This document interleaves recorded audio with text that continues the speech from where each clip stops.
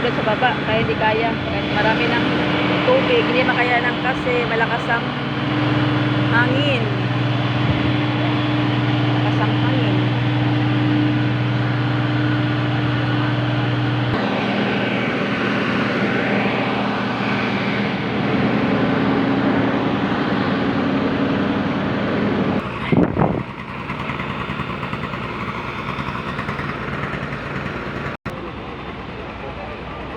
Kasi namamatay ng mga puno. Oh, naharang.